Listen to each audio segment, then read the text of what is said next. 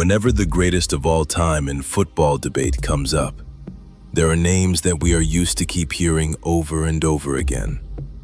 Some people say it's Lionel Messi. Some people say it's Diego Maradona. Others say it's the King Pele. And a few would argue it's Cristiano Ronaldo. Now go back in time 25 years, to 2001. And now you're left with Pele and Maradona, since Messi and Ronaldo haven't debuted at that point yet. Now go back another 25 years, and there is no one who holds a candle to Pele. What about if we go back another 25 years? Well, there is only one player who is worthy of that spot. Giuseppe Meazza. Maybe you've heard that name before? If you ever attended a game at the San Siro Stadium, which is the home stadium for both AC Milan and Inter Milan, you should know that AC Milan fans call it San Siro. However, Inter Milan fans are insisting on calling it Giuseppe Meazza Stadium, after that player, since he played most of his career in Inter Milan. So, who is Giuseppe Meazza? And why was he considered the greatest of all time? Meazza was born in Milan in 1910 and grew up with his mother after losing his father to World War I. He then, like any footballing legend who ever existed, became obsessed with football at a very young age. He started playing barefoot on the streets for a team named the Maestri Campionesi, and they would play with a ball made of rags, which was normal back then since there weren't the resources that we take for granted nowadays.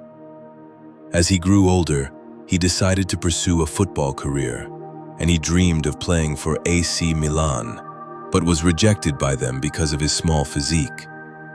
However, their city rivals Inter Milan saw his impressive abilities and believed in him, and knew he would be something.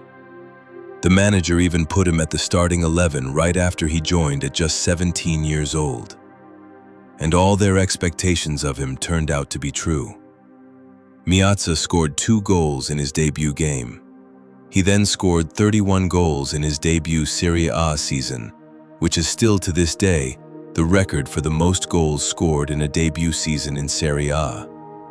He was Serie A top scorer 3 times and Central European Cup top scorer 3 times. And add to that, him achieving impressive records like scoring 5 goals in a single game twice in one season. And then there was another game where he scored 6 goals in a single game.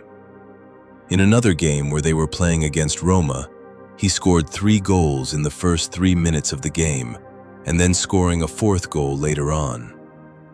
And it wasn't just about him scoring goals.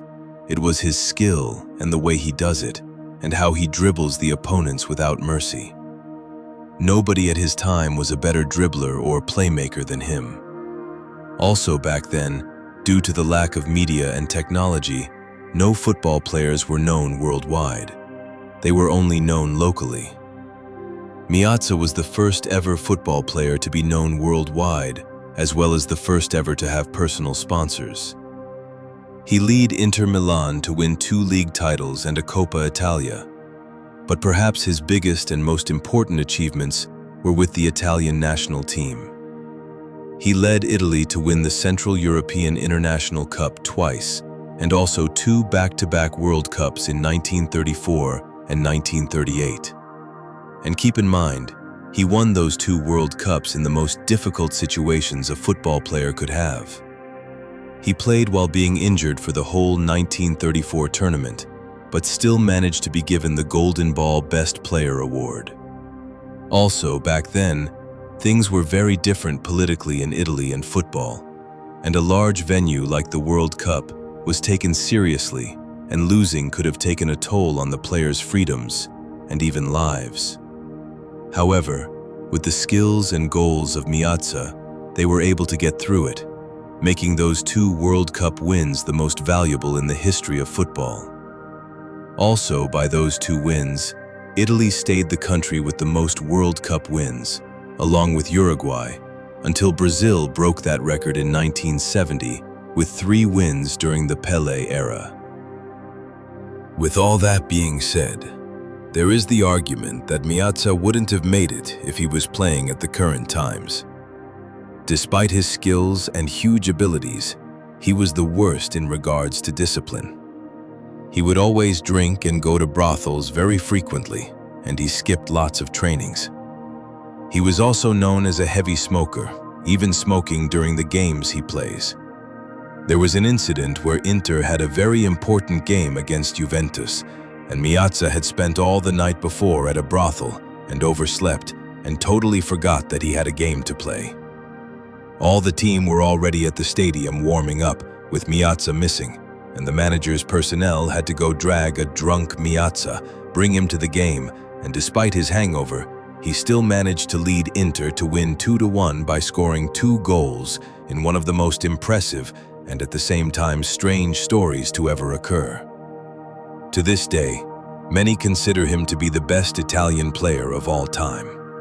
So, do you think Giuseppe Meazza would have managed to have the same influence in today's football with how advanced it is and all the demands and hard work it needs now? Let us know in the comments, and don't forget to like and subscribe.